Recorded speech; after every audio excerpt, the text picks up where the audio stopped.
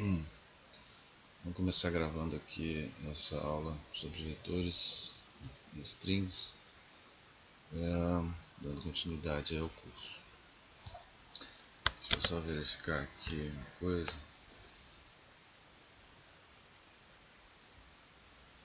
Tá.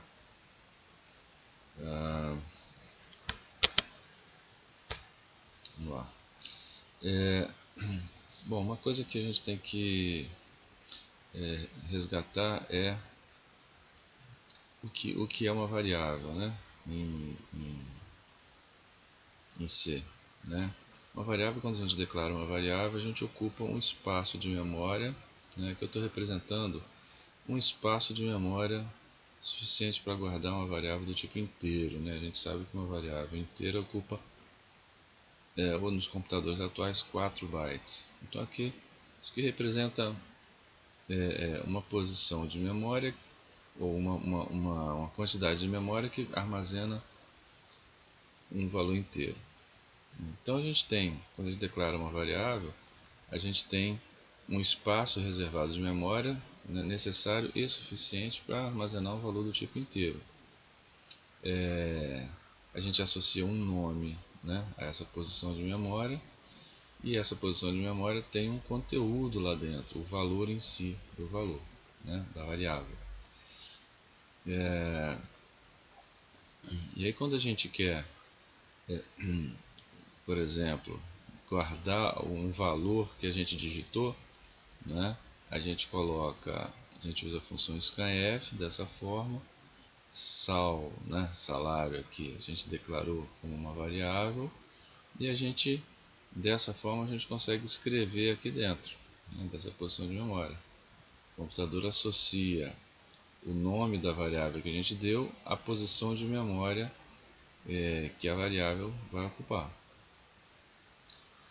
Da mesma forma, se a gente quiser imprimir na tela, né, a gente faz referência ao nome que a gente deu a ela para acessar essa posição de memória. A gente sabe que quando a gente estiver fazendo referência à variável sal, né, a gente sabe que o computador sabe que é essa posição de memória aqui. Bacana, isso a gente já sabe. Nos vetores, o que acontece? A gente pode ter uma variável só com um nome que pode armazenar vários valores. O vetor é isso, né? É uma variável que tem um nome só e que pode armazenar vários valores. No exemplo aqui são 12 valores. E como é que eu acesso cada um desses 12 valores, já que eu tenho um nome só para os 12 valores? Através de um índice numérico em colchetes. Então, se eu quero acessar, quando eu faço isso aqui, eu estou declarando um vetor de 12 posições, ou seja, é um vetor chamado sal, que pode armazenar 12 valores do tipo float, né? E quando eu declaro assim, uma área contígua de memória é reservada para o vetor. O que é uma área contígua? Todos os valores são armazenados um depois do outro na memória. Não enfim, todo o bloco dos 12 valores são reservados numa área contínua aqui, né? Para me acessar cada um desses valores, eu uso, como eu falei, um índice numérico. Isso é muito bom, né, acessar um vetor por um índice numérico. Por quê? Porque eu posso utilizar um for, né, uma estrutura de repetição, e usar a própria variável de controle do loop como variável, como índice aqui do índice numérico do meu vetor salário aqui no caso, né? Por isso que em C a gente começa com 0 e vai até 11, né? Na maioria das vezes, nos loops aqui, de 0 a 11 e não de 1 a 12. Por quê? Porque o índice numérico do primeiro elemento de um vetor é o índice 0. Então por isso que eu já uso aqui, eu posso aproveitar e usar a variável de controle do loop como índice, né, do meu vetor. Ok? Então o que é um vetor? Uma estrutura de armazenamento de dados que armazena valores de um mesmo tipo, né? Possui um único identificador, né? Um único nome, e cada elemento é identificado por um índice numérico. O tamanho do vetor, quando a gente declara, é o número de elementos que ele tem. Tá? Então, quando eu digo que estou declarando aqui float, salário 12, esse 12 aqui significa a quantidade de valores que a variável salário, pode armazenar, e não o índice do último vetor, do último elemento. Tá? O índice do último elemento é o índice 11. Por quê? Porque quando eu declaro o número de elementos. O número de elementos são 12.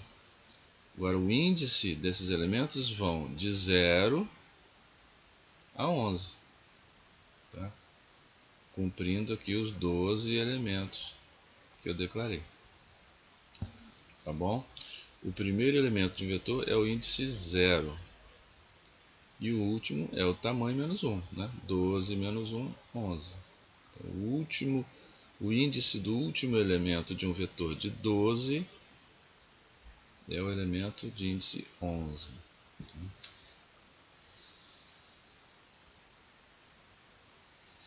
Aqui está um exemplinho, né? Só um minuto.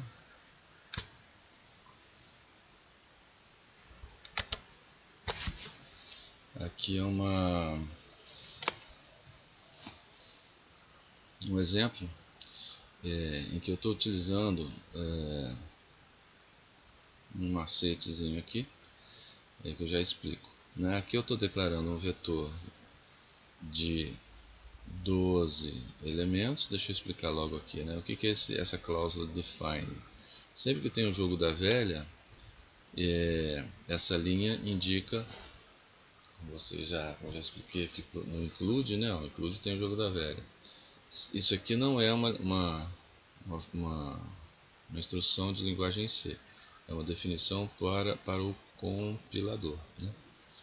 Então, quando eu boto jogo da velha define e alguma coisa aqui, ele vai trocar, sempre que ele encontrar isso aqui no meu texto, ele vai trocar por isso aqui.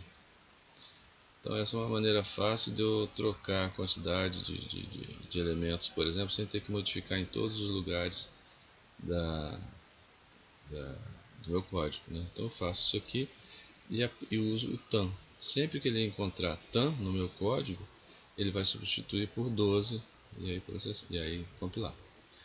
Então aqui eu estou declarando um vetor de 12 elementos, estou varrendo os 12 elementos, pedindo para digitar o salário do mês, que vai de 1 a 12. Né? E aí ele digita e guarda aqui dentro do iésimo elemento do vetor sal. E aqui eu estou só mostrando na tela, né, os valores que ele digitou. Esse macete aqui, por que i mais 1? Ó, digite o salário do mês, né, isso aqui eu estou formatando um valor inteiro dessa variável aqui, i mais 1. Por que i mais 1? Porque o i começa em 0 e vai até 11. Mas o mês vai de 1 até 12, né? Mês 1, janeiro, até mês 12, dezembro. Então é um macetezinho para aproveitar, assim como eu aproveito aqui, né, o índice que tem que ser do vetor, que tem que ser de 0 a 11, eu estou aproveitando o mesmo i, que tem que ser de 1 a 12, eu estou usando o i para mostrar o número do mês. Ok? Um macetezinho aí. De vetor é isso. Programa que declara um vetor de 5 elementos numéricos inteiros, pede e preenche os elementos com os valores digitados e depois mostra o dobro dos valores armazenados no vetor. Bem simples aí. Programa que declara um vetor de 10 elementos, preenche os elementos com os valores reais e depois mostra a média dos elementos com duas casas decimais. É bem fácil. Programa que declara dois vetores de inteiros de 5 elementos. Preenche um deles com valores digitados. E depois preenche o segundo de forma inversa. Ou seja, o valor do primeiro elemento de um vetor vai ser o último elemento do outro vetor. O segundo do primeiro vetor vai ser o penúltimo, né? O elemento penúltimo do segundo vetor. E assim por diante. Então é como se ficasse de cabeça para baixo, né? Por exemplo, se o primeiro vetor você preencheu com 1, 2, 3, 4, 5, depois desse preenchimento, o segundo vetor tem que estar com os valores 5, 4, 3, 2, 1. Né? Essa é a ideia. Matriz. Matriz não é nada mais do que um vetor de vetores. Né? Você tem um vetor aqui de 3 elementos, né? Onde cada elemento é um vetor de 2 elementos. Então, como é que isso fica na hora de declarar? Dessa forma aqui. Estou declarando uma matriz de 3 por 2, de valores inteiros. 3 linhas por 2 colunas. 3 linhas, onde cada linha é um vetor de 2 colunas. Linha e coluna tem a ver com a matriz que a gente conhece lá, com essa forma gráfica, né, de tabela, né? Mas aqui a gente pode dizer assim, mat é um vetor de 3 elementos, onde cada elemento é uma matriz, é um vetor de 2 elementos. Tá? Simplificando, a gente diz que mat é uma matriz de 3 linhas por 2 colunas. 3 linhas por 2 colunas. Tá? A gente sabe que a gente pode ter vetores de n dimensões, quantas dimensões a gente precisar. 2, 3, 4, 5 dimensões. É só na hora de declarar incluir aqui as dimensões, né? Conforme a gente fez aqui. Ok? E na hora de acessar cada um dos elementos com duas dimensões, né? O elemento mat 0, 0 é o elemento da linha 0, coluna 0, já que os vetores começam com 0, né? E assim por diante. Tá? A gente pode inicializar vetores dessa forma, né? Então, assim, matriz acabou aqui. Tá? Matriz é um caso específico de vetor, né? De um vetor. Valem as mesmas regras. Aqui eu já estou falando sobre inicialização de vetores e matrizes. Inicializando dessa forma. Quando a gente declara um vetor, a gente pode inicializar dessa forma, colocando igual e entre chaves os valores dos elementos, separados por vírgula. Aqui um vetor de 3 elementos inteiros, a gente pode inicializar dessa forma. Para inicializar uma matriz, a ideia é a mesma, vamos reparar. Né? Eu tenho 3 elementos aqui, nessa dimensão, que eu tenho que inicializar. Só que cada um desses 3 elementos é um vetor de 2 elementos. Como é que a gente declara um vetor de 2 elementos? Dessa forma. Então está aqui. Ó. O primeiro elemento dessa dimensão de 3 está aqui. O segundo elemento dessa dimensão de 3 está aqui. E o terceiro elemento dessa dimensão de 3 está aqui. Ó. 3 elementos. 1, separados por vírgula. 2, 3. Só que cada um desses elementos é um vetor de 2 elementos. Então está aqui, ó, a declaração do primeiro vetor, do segundo e do terceiro. Tá? Os índices correspondentes estão aqui. Então esse cara aqui é o que? É a linha 0, coluna 0. Linha 1, coluna 2. Linha 0, coluna 0. Linha 0, coluna 1. Essa aqui é a linha 0, essa aqui é a linha 1, essa aqui é a linha 2. Né? Os três elementos desse vetor. Para cada elemento eu tenho coluna 0, coluna 1. Coluna 0, coluna 1. Coluna 0, coluna 1. Ok? Então a gente pode inicializar na hora da declaração dos vetores. Mais programas aí. Tá? Já devem ter feito. E mais um pouco aí também.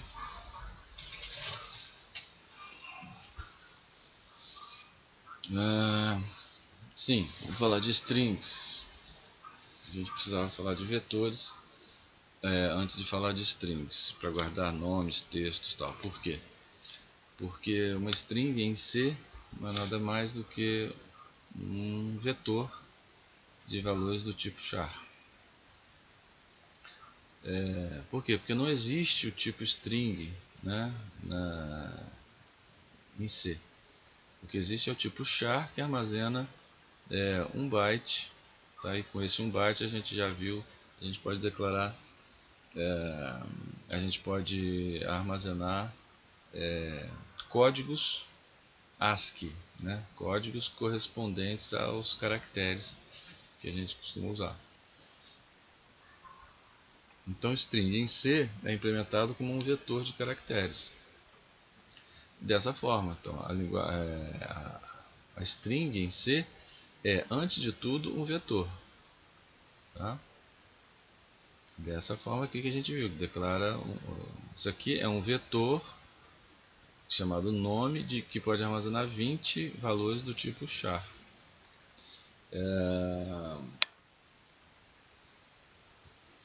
O acesso a cada caractere da string é do mesmo jeito que a gente acessa um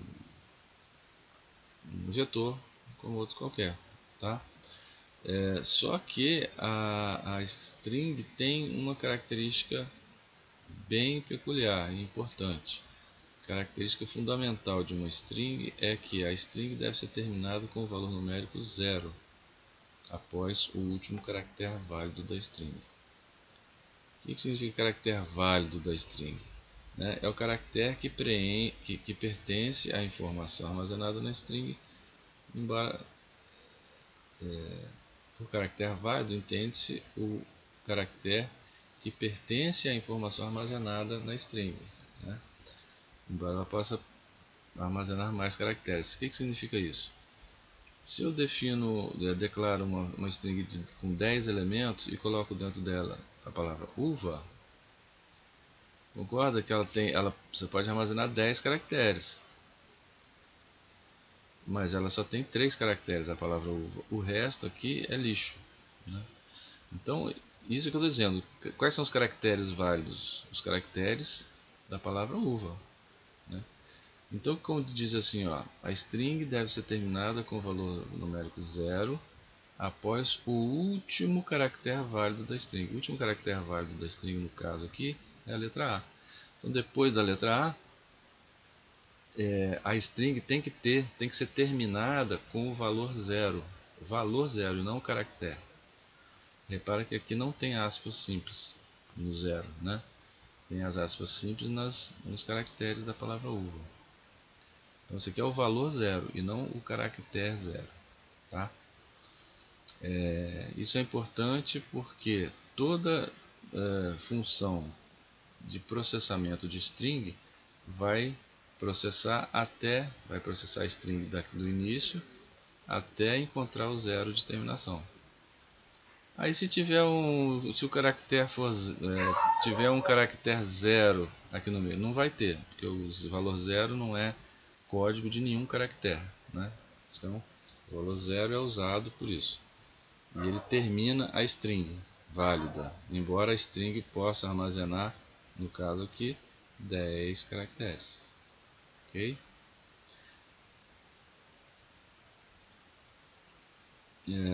Esse zero aqui, normalmente você não coloca ele, né? Nas funções que processam string, você não coloca o zero de terminação aqui. strcpy é uma função que copia essa string para dentro dessa string, né?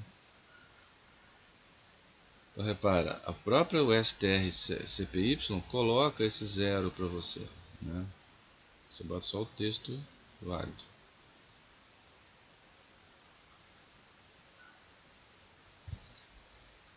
Repara que você pode colocar assim, escrever dentro dessa string nome, você pode escrever fulano,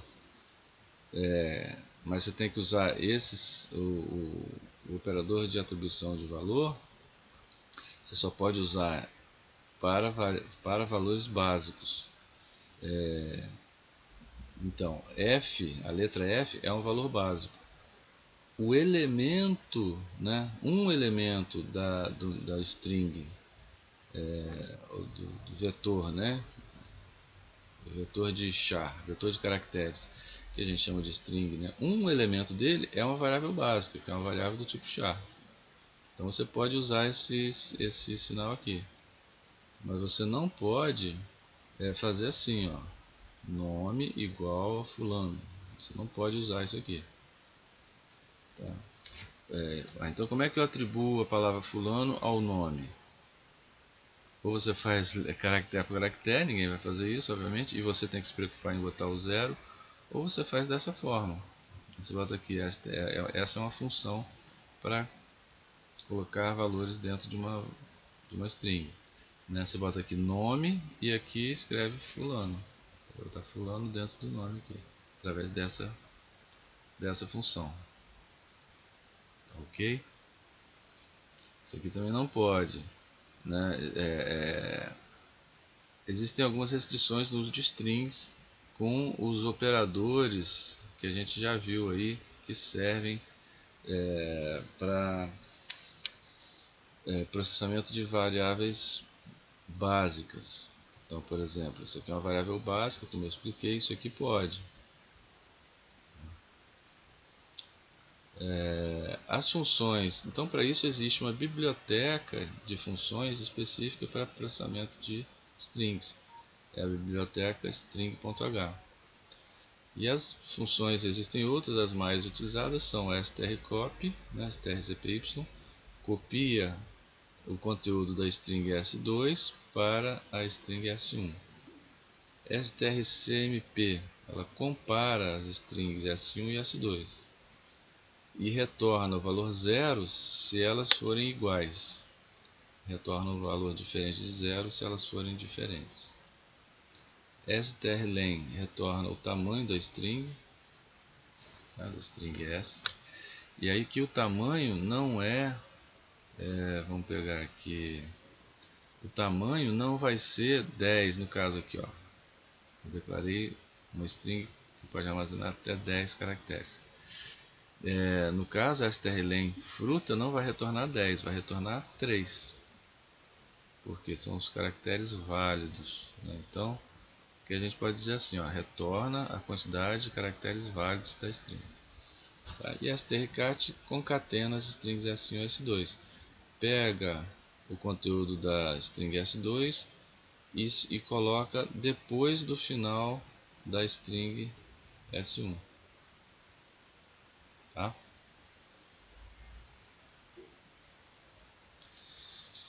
Eu posso inicializar uma string na sua declaração, tá? Dessa forma aqui. E a gente pode, o que acontece?